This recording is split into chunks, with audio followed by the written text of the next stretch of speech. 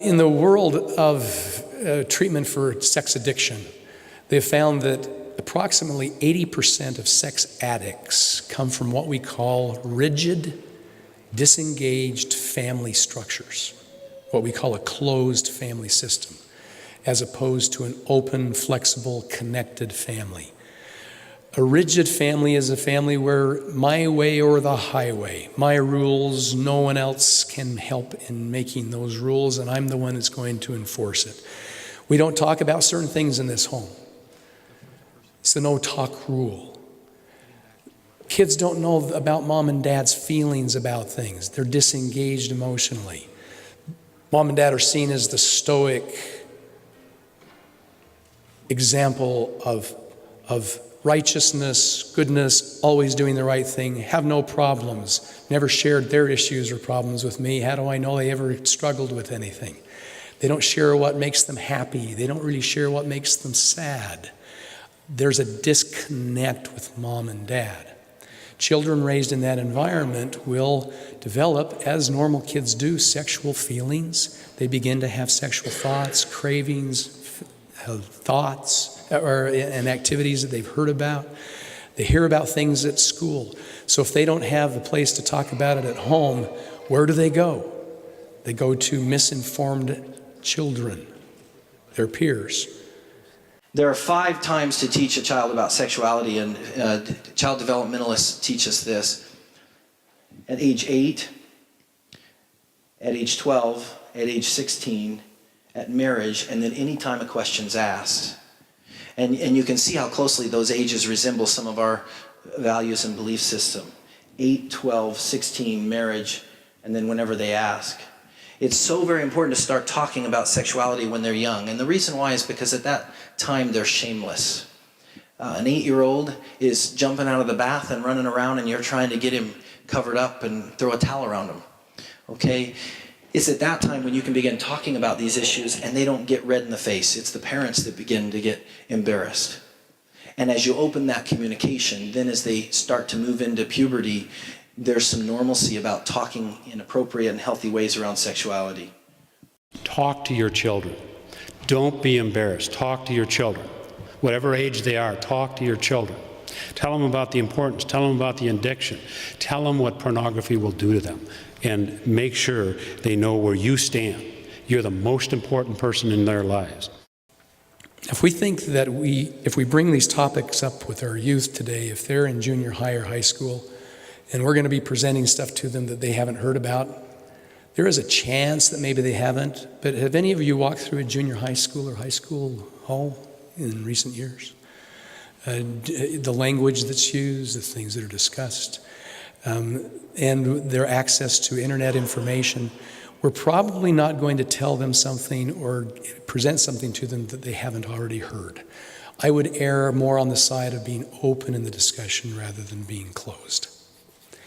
And so here is a statement from the DVD Pornography, The Great Lie, and I would suggest that you take a look at picking this up when you leave today. If sex is a mystified or taboo topic shrouded in secrecy and shame, it can create an inordinate curiosity for the forbidden. And it definitely does that. If I think that it's taboo, I can't talk about it, then it's, ooh, what's so secretive about that? I think I want to find out. It's human nature to kind of want to find out what is seen as being so bad and so taboo in nature. Teaching healthy sexuality in the home. I really believe, as I said earlier in the ecclesiastical meeting, that this is the best defense against the lies that pornography sells. In the industry, sexuality is treated like a spectator sport, literally. And it is reduced to its most base and carnal purposes and mechanics.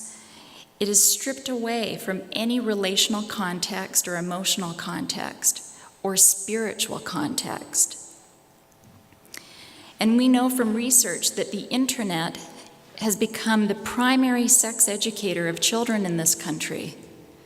As adults and leaders who love them and are concerned for them, we owe it to them to step up to the plate and teach this well and often, and not a one-time talk.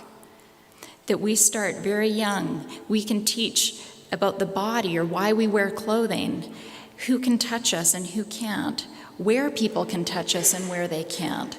And that is all wonderful layering for prevention against sexual abuse and just good boundary setting as they learn relationship skills as they approach the dating years. We have allowed this to happen. We have allowed the internet pornography world to be the prime educator of our children, and we need to reclaim that turf and do that. And parents will say, well, Jill, I'm uncomfortable. What if I blush when I'm talking about this? I don't know how to do it. What if I say the wrong term? My parents never did this with me. And I'll say, listen, we need to really think through who's going to be the voice that gets to our children first. Do you really want Hugh Hefner and his circus to be the type of philosophies and ideas that reached your children first? Or do we want to be the ones that first get to them and can arm them with truths and information? I like to tell parents when I talk to them to teach their kids about God's true intention for sexuality. Because it's not if they're going to be exposed to pornography, it's when. And we talk to our kids about drugs and alcohol, don't we? We even talk to them about abstinence, but talk to them about pornography because they're going to see it, and it's a drug. Here's a dilemma, and Jill talked about this a bit this morning earlier. In our desire to teach morality and chastity to our youth, many times we demonize a very wonderful, beautiful thing. We take something that is a God-given gift, and church leaders in all kinds of church environments have talked about the beautiful gift of our sexuality. We've been given it as a powerful force to create a unity with our spouse and to bring children into this world. Yet we desire for morality for our children, so many times we then discuss it in very negative terms, creating a sense of shame connected to their sexuality. Here's the dilemma that I've heard expressed by youth. Here are the messages. Listen carefully. Sexual thoughts and feelings are bad, sinful, and wrong. Save them for someone you love.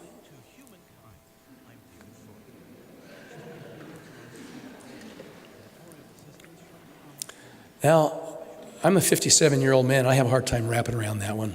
What do you think a 13, 14-year-old young boy does with that when he hears it? If we don't then talk to him about how to save it for someone you love and why it's beautiful and wonderful and why mom and dad feel that that's the case. When they see affection between mom and dad, is it an embarrassing thing? If the child has questions about what he heard in school about pornography or masturbation, if he says those words or brings it to mom and dad, do they just turn purple, change the subject, go into the next room? We don't talk about those things here. Or do they have a place where it's light and we can say, oh, buddy, that's a great question. You know, kids your age struggle with that. Let's talk about it for a few minutes. Because it's confusing. One's sexuality and discussion about it is confusing. It's hard as a parent to do that. And I'm supposed to know what I'm doing with this, and it's been real hard for me in talking to my boys about it. Because the contradictions are like this. Sex is good and it's bad. It's beautiful and it's ugly. It brings happiness, but it brings sadness. It can save a marriage, but it can destroy a marriage. In the pornography industry and sexual content, the body is treated like a commodity. It is something that is sold and traded. In fact, we even have some of the major pornography companies listed on the NASDAQ and the stock exchanges of this country, which I think is symbolic of how the body is viewed. It is an object to be traded and sold. It is a toy and a tool. It is a playground and something to be exhibited publicly. And it is an object, something stripped of needs and feelings and personality. On the other hand, if we look at this through truthful eyes, the body is none of those things. The body is a miracle and a wonder. I want to share just a couple of fun trivia pieces that would be a nice way to introduce this subject with especially young children. Did you know that the average person, if they live to approximately the age of 72, that their heart will beat approximately 2.5 billion times? That the liver, one organ, performs over 500 different functions. That the human brain cell, not the brain as a whole, but the brain cell, can contain 5 times as much information as the Encyclopedia Britannica. And that the average person, this is a fun one that I think young boys especially will love, the average person will produce enough saliva in their lifetime to fill 2 swimming pools. There's all sorts of incredible facts about the body that we can have fun with and with a reverent spirit convey what a marvel and gift. This is the prize of mortality that we have been blessed to have and to enjoy, that it is an instrument of knowing, to learn about the world around us, to experience the world around us, to love and to serve. It is hardly an object. And so to teach that and to model that, too often I worry that parents are disparaging and critical of their bodies, punishing their bodies through dieting and negative attitudes about it. And when we teach about the body, to teach it, and we're counseled in I know at least in the LDS faith, to teach about the body using anatomically correct names for the body. I had a woman call me from out of state several months ago, and she said, and I will try to be sensitive about this, but she was concerned that her daughter had been sexually abused. And she said to me, and this was a grown adult, she said, "Jill, I worry that someone has touched her pee-pee." I said, "Pee-pee?" I said, "Forgive me, but what is a pee-pee?" And she assumed that I would know that. Now, on one level, I knew what she was talking about, but how confusing for a young child when we're talking about pee-pee and wee-wee. Trust me, the pornography industry is going he all the way to the bank when we are not clear and precise and respectful about how we are teaching and languaging the body. Because if we are using slang like pee-pee and wee-wee, the pornography industry has a whole host of slang that is very derogatory and very demeaning. And how will our youth tell the difference? They won't, unless we teach them clearly and boldly and plainly. Get your internet filtered in your home. And kids, if you're in college, get an internet filter. Why be tempted? Something like 18% of the households in America have porn blocking software. And it's relatively cheap, $50 a year. Get a good blocking software and take care of it. If you want to know where there's some good software, we have a website called pornharms.com. Pornharms.com. There's resources on there, and it lists several of the blocking companies. Get one and do something with it. There's even blocking software that monitors your your computer use. And what you do with this software is you appoint another person who has access to every site that you've been on. Husbands, it might be your wife, or it might be one of your good friends. 2 Christian men decide, well, I'll be your monitor and you be mine. So every site they visit, that partner knows about it. That's important. But you need to have that for your kids. Every site they go on, you need to know where they are. Because, as I said, it's 87% by the time they get to college, 87% are involved. Don't let that happen to your family. You grandparents, please don't think that you don't have an impact in the lives of your grandchildren. A number of the young men that have come in to see me in my clinic have, when we talk about how they've accessed pornography, they'll say, well, Mom and Dad have a pretty good filter at home. They are pretty computer savvy, so I can't get away with much, but where I access my pornography is on the computer at my grandma and grandpa's home, because they trust us all and they don't feel that there's a particular problem, and so they haven't put the protections on. So we need to be very vigilant and aware. As far as cell phones go, my last point, take the internet off of them. Why do your kids need internet access? Why is that so important? They can get it at home, they can do their homework, they can communicate at home. What is so important about having access on your phone for a child between here and school or home and school or wherever? What is it that they need access to? Is it the pornography that they need access to? Because that's what they're going to get into. I say take the internet off. Give them texting if you want to be able to communicate with them via texting. Then we are a digital age. We're all going to have arthritic thumbs soon, and because we're doing this all day long. And we all have ADD. We can't pay attention very long because we've got to do this. Hold on, check my Facebook account. Okay, I'm good. We are that society. But it's going too far, especially with the pornography issue and the getting into the eyes of our children. So think about that. The eye touches at home, the wireless access for our kids. When they go outside of home, how are you going to filter that?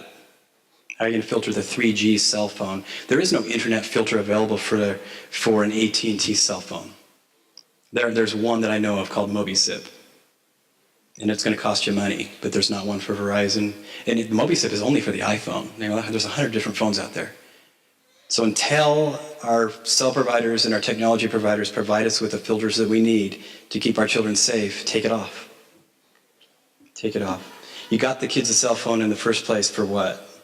For that false sense of security that you could reach them anytime you needed to. That's what it's there for. I am very technologically challenged. I have a cell phone here that I hardly know how to use. But I do know that it is imperative for me to know enough to be able to know what's being done on my computer in my home, and what to do with the influence of the handheld devices and so forth. I have some youth that are looking at pornography on their iPod as they're sitting in geography class that they've downloaded. We adults are the immigrants into the world of technology, for the most part, except for you younger adults that are here. The youth of today are the natives. They're the native born into the world of technology. They know the language. And so we need to be very, very aware of how we need to go about understanding their world, knowing what the Facebook system is that they're into, knowing what chat rooms they're into, what is MySpace, knowing the language. And I'm going to recommend a site for you to go to called www.netlingo, netlingo.com, netlingo.com, which helps parents to understand the current language of children and what terms they're using so that you can be aware of the terminology, of the acronyms, and so forth. A recent one that I was made aware of is POS. Now, there are different things that means to different people, but in the world of technology, what does POS mean? Anybody? Parent over shoulder. Okay, very good. So if you walk into your computer room and your children are logging on and you see POS, they hit the delete key, know that they've probably been talking about something or showing something that they didn't want you to see. That doesn't mean they're looking at pornography. It may, though. We've been given a lot of safety tips encouraging us to keep the computer in an open area within the home. Statistically, we know today that a computer in the open area is used by teens on an average of 47 minutes a day. If it's in that teen's bedroom, they're using it 90 minutes a day. And as Dan suggested to you, there could be some things that they're probably visiting during that extended time that you'd prefer they not be. Be looking at the possible warning signs with our youth. And these are just a few to be looking at. Now, this is going to sound a little bit like all average and normal adolescents to a degree. Has there been a dramatic increase or excessive use of the computer? Are they on it late at night? Do you have a hard time getting them off?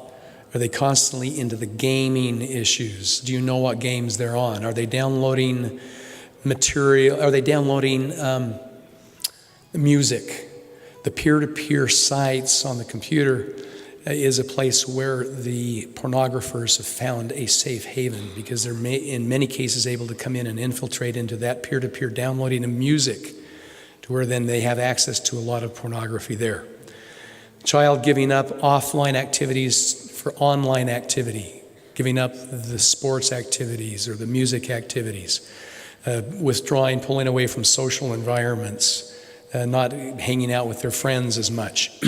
Online activity not associated with the peer group, being alone, seclusive. Lies and secrecy are the lifeblood of this addiction, as I'd indicated this morning. Increased high-risk behavior, just kind of taking risks with other things that they typically don't do. In many cases, the addiction is not only fed by the sexual stimulation, it's fed by the excitement of the hunt. Wondering if mom and dad are going to walk in, seeing if I can get around this filter here. And so it's fed by that energy. Hiding online behavior, hiding materials, so that when you walk in the room, do they click off quickly? Do they hide it quickly? If they hear you coming, do you notice them getting up out of the chair quickly and going to the door and acting like they haven't been on the internet? And then finally, life consequences as a result of online behavior, such as dropping in school grades, poor relationships, extreme fatigue, irritability because they're up late at night, they're spending a lot of time on the computer, isolated, just agitated with everybody in the home. Now again, doesn't that kind of sound like all of our teenagers to a degree? If they're demonstrating these things, it doesn't mean that they've got a problem with this. But it is a place for you to open up and begin open discussion with them. If I was a predator and I can get one kid in a certain high school to accept a friendship, I could probably get another one because they'd see that I was friends with their other friend. Then I could get another one because they could see that I was friends with two of their friends. And it just continues on. And in a social networking area, perhaps once I'm friends with one of these individuals, they post something that they're going to be somewhere, maybe going on a band trip for the weekend, and they're not happy about it. Maybe their status on Facebook says, really not looking forward to leaving at 5 a.m. for the band camp at high school. Well, that individual also is part of the group of a high school, so I know what high school they go to. I could just show up there maybe 15 minutes early, intercept that individual from getting on the bus, and those parents would never know that individual was missing until they got back and that person didn't come home. That has happened. Worst case scenario, I don't know. Something to think about. What are our kids sharing online? There is something that's called too much information. There is such thing as a TMI in this world. And I know kids want to post and they want to be popular and they want to be funny. But let's teach your kids to use Facebook as an image, your personal image. You can call it your digital image. Post the positive things about yourself.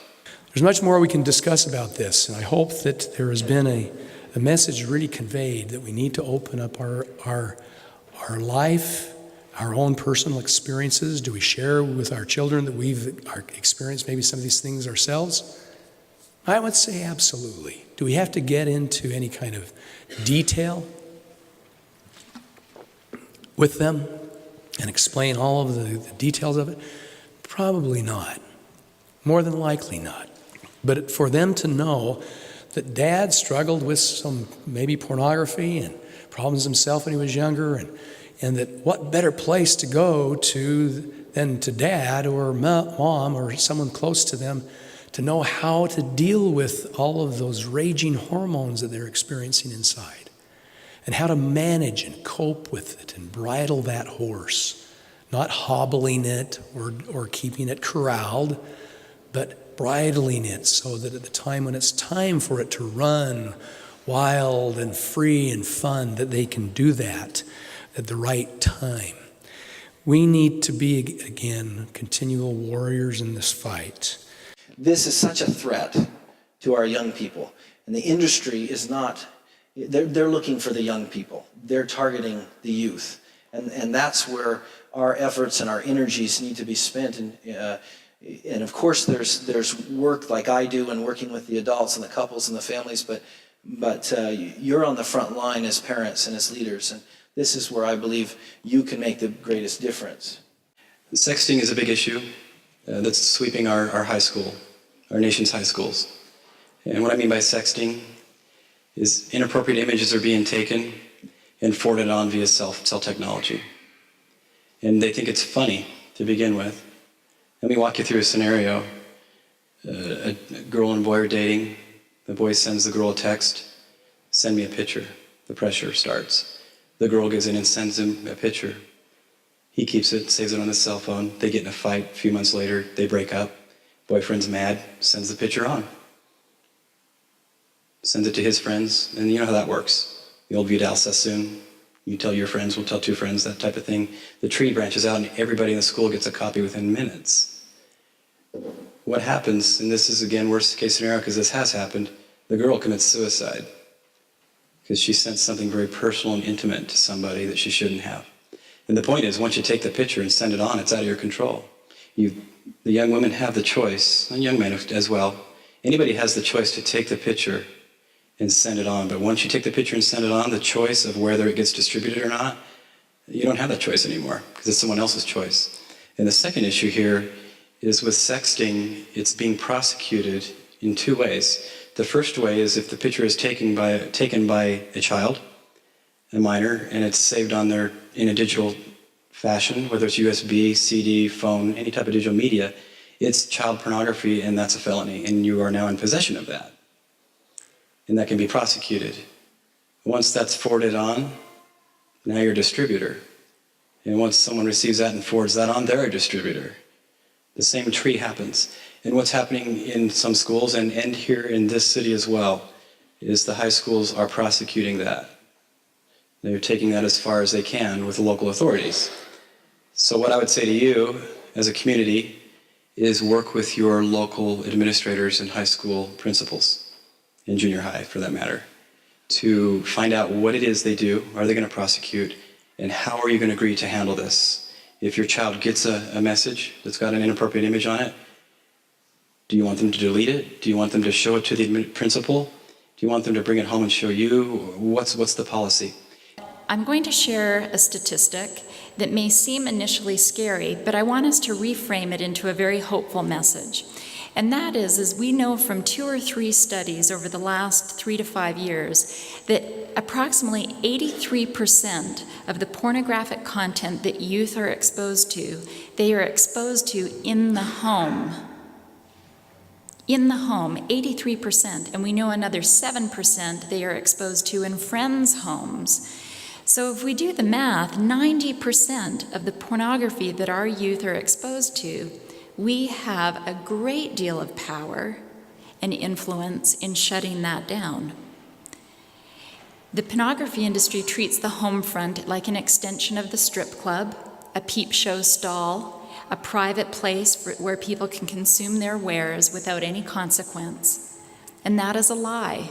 The home is not a peep show stall, far from it. The home is a safe haven from the world where people can learn how to grow and love and develop those qualities needed to succeed in the world around them.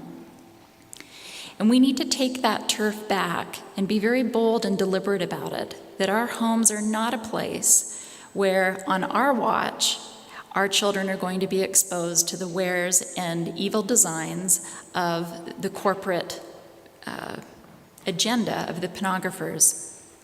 But I really believe that part of that really helping leaders and parents feel more confident in how they address this topic is a key piece of this battle. If we can help the home environment be the place where we shut this down, we will have a chance at affecting this on a very large level. I believe that passionately.